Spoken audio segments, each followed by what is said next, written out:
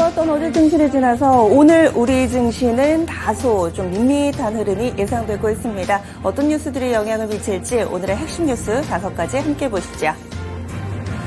네, 먼저 간밤 미국 증시도 그랬습니다. 밋밋하게 조용하게 혼조 양상으로 거래를 마쳤습니다. 여기에서 좀 어떤 내용들을 주목했는지 첫 번째 소식으로 준비했는데요. 경제 지표가 좋지 못했습니다. 이에 따라서 시장이 다소 잠잠한 흐름을 나타낸 건데 이번 주 후반에는 고용 3부작이 발표가 됩니다. 어제 이 시간에도 졸트 보고서에 대해서 말씀을 드렸는데요. 간밤에 나왔던 부분은 ADP 민간 고용이었습니다. 3월에 민간 고용 부분이 직전 달보다 14만 5천 명 증가했는데요. 문제는 예상치입니다. 예상치가 21만 명이었습니다. 14만 명이니까 3분의 2 정도밖에 고용이 안 된 겁니다.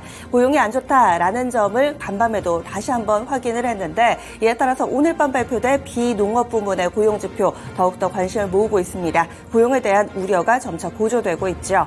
한 가지 더 있었습니다. ISM 서비스 PMI가 발표됐는데요. 51.2를 기록했습니다. 이 기준선인 50선을 상회를 했지만 예상치인 54.3보다는 하회하면서 경기에 대한 우려를 보태는 이 두 가지 경제지표에 따라서 3대 지수가 혼조 양상이었습니다. 특히나 기술주 중심의 나스닥 지수가 1% 정도의 하락 움직임을 나타내고요. 배터리 그리고 이 반도체 쪽 전체적으로 안 좋았습니다. 반면에 에너지와 헬스케어만 강세 움직임을 나타냈습니다. 국내에서도 이런 업종별 동향이 나타나는지 체크해 보셔야 되겠습니다.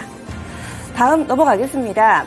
기술주 전반적으로 안 좋았다라고 말씀을 드렸는데요. 구글 같은 경우는 그래도 보합권 내에서의 움직임을 나타냈습니다. 구글의 영향을 받은 기술주 하나 더 있었는데 엔비디아였습니다. 엔비디아는 2% 정도 하락했죠. 이유인즉슨 구글 쪽에서 자체적으로 인공지능 슈퍼컴퓨터를 개발을 하고 이 부분을 공개했습니다. 이 인공지능 모델은 스스로 학습을 해야 되죠. 딥러닝을 해야 되는데 이를 위해서는 슈퍼컴퓨터가 필요합니다.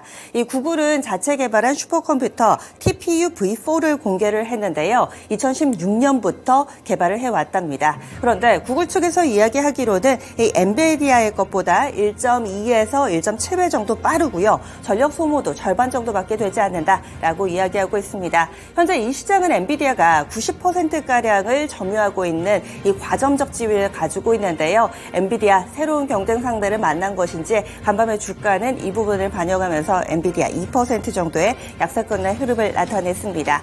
근래 들어서는 AI 개발을 조금은 더디게 하자라는 이야기들이 나오고는 있는데 아직까지 산업계에서는 이와 관련해서 계속해서 젠걸음을 나타내고 있습니다. 다음 소식 넘어가 보겠습니다. 최근 들어서 제약 바이오를 바라보는 시각이 조금씩 바뀌고 있죠. 간밤에 미국 증시에서도 바이오주들의 강세 움직임 나타냈다라는 말씀을 드렸었고요. 그리고 또 미국의 바이든 대통령이 마이크로 바이오옴 이야기를 하면서 국내에서도 이와 관련된 종목이 들썩이기도 했습니다. 이번 정부에서도 반도체라든지 배터리는 이미 세계 최고 수준인데 바이오는 이 부분을 따라가지 못하고 있다라면서 이 투자 계획을 발표하기도 했는데요. 때마침 이벤트 있습니다. 오는 14일부터 19일까지 미국의 올랜도에서 이 AACR이 진행이 됩니다. 세계 3대 바이오 학회로 꼽히는데요. 이 AACR에 국내의 이 대형 제약 업체들이 대규모로 참석을 합니다. 이 부분에 영향을 받을 만한 종목군들 이미 반응이 나오기 시작했죠. 대표적으로 한미약품이 있습니다. 현재 보고 계시는 화면은요. 한미약품 홈페이지에 들어가 보시면 한미약품 측에서 공개한 포스터입니다. 초록이 공개가 됐는데요. 한미약품은 총 7건의 발표를 할 예정입니다. 이 가운데서 가장 관심을 모으고 있는 것은 차세대 인터루킨 면역 항암제 항종양 효능 연구 결과인데요. 이 부분은 14일부터 19일까지 이 행사가 진행되는 가운데 후반에 있습니다. 현지 시간으로 17일 발표될 예정입니다. 한미약품의 주가 이미 급등하기 시작했고요. 그 밖에도 에이비온이라든지 매드팩토 그리고 네오이뮨텍 등 상장사들이 대거 참석을 합니다. 에이비온은 돌연변이, 비소세포 폐암, 치료제 등 총 5건에 대한 발표가 있을 예정이고요. 어제 상한가를 기록했던 매드팩토 같은 경우는 사실은 전임상과 관련된 데이터가 공개가 됩니다. 췌장암 대상 벡토섭팁 병용 요법에 대한 전임상 데이터를 공개할 것이라고 밝히면서 기대감이 고조되고 있습니다. 네오이민텍 같은 경우는 아직까지는 뚜렷하게 부각이 되지는 않았는데요. T세포 증폭제와 관련된 병용 효과 검증을 위한 비임상 연구 데이터를 공개할 예정입니다. 이 밖에도 국내에 관련된 종목군들, 이 10개 이상 되는 종목군들이 대규모 AACR 모멘텀이 얽혀 있는데요. 오늘도 바이오 종목군들이 시장에 대안이 될 수 있을지 관심이 집중되고 있습니다. 다음 소식 넘어가 보겠습니다. 정부 쪽에서 계속해서 도심항공 모빌리티와 관련된 부분들을 강조하고 있습니다. 당초에는 몇몇 수도권 지역에서만 시범 운행이 진행이 됐는데요. 이 부분을 비수도권으로 확대해서 진행할 거다라는 일부 매체 보도가 나왔습니다. 두세 곳 정도 지정이 될 거고요. 오는 2026년부터 2027년까지 실증 사업을 진행을 합니다. 그리고 통신 3사에서 컨소시엄을 구성해서 이 부분 시장 선점 경쟁을 펼치고 있다라는 내용이 전해지고 있습니다. 도심 항공 모빌리티 오늘장 이 뉴스에 강세 움직임을 나타낼 수 있을지 관련된 종목군들은 이미 시간에서 분위기가 좀 잡히기 시작했는데요. 대표적으로는 기산텔레콤, 파이버프로 그리고 베셀과 네온테크가 가장 좀 민감하게 움직이는 종목입니다. 정규 거래까지는 이 뉴스가 전해지지 않았었는데요. 과연 오늘장에 반응이 나올지 총 5종목 정도 있는데 관련주들 움직임 체크해 보셔야 되겠습니다.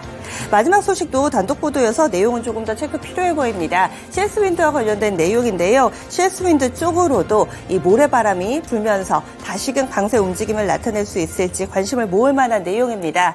한 매체가요, 이 CS윈드의 대표와 직접 인터뷰를 했습니다. 인터뷰 내용이 상당히 흥미로운데 사우디 정부 쪽에서 이 CS윈드 쪽으로 요청을 했답니다. 사우디의 풍력과 관련된 공장 건설에 대한 지원을 해주겠다라는 내용이었고요. 이 부분으로 인해서 이 CS윈드의 경영진들이 다음 달쯤에 사우디아라비아를 방문을 해서 이제 결과만을 남겨두고 있다라는 내용을 담고 있습니다. 그동안 사우디아라비아는 국제 유가에 대해서 상당히 좀 출렁거림이 강했었고요. 이에 따라서 또 다른 대안, 신재생 에너지에 대한 관심을 꾸준히 드러내왔었는데 이번에 풍력 에너지 쪽으로 러브콜을 보내고 있다라는 소식. 근래 들어서 여러 가지 소식에도 풍력은 백약이 무효한 상황인데요. 과연 사우디아라비아발 훈풍을 받고 오늘장 강세 움직임을 보일 수 있을지 이렇게 총 5개 주요 뉴스 정리해봤습니다.